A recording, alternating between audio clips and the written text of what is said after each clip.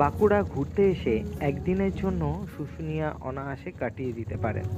এটা খেজুর গুড়ের জিলিপি। খেজুর গুড়ের জিলিপি পাওয়া যায়।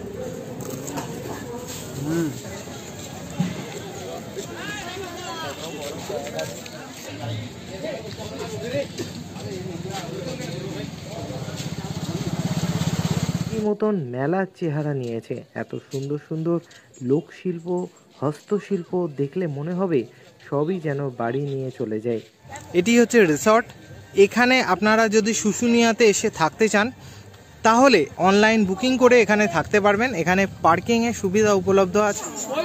শুশুনিয়াতে উঠছি পাহাড়ে, সবেমাত্র আরম্ভ করেছি, এখন অনেকটা পথ, জানি না পুরোটা পারবো কিনা। ভেবেছিলাম পাহাড়ের উপর থেকে সুন্দর একটা ভিউ পাবো, কিন্তু কুয়াশার জন্য কিন্তু সবই আবছা, ভালো করে কিছুই দেখা যাচ্ছে না।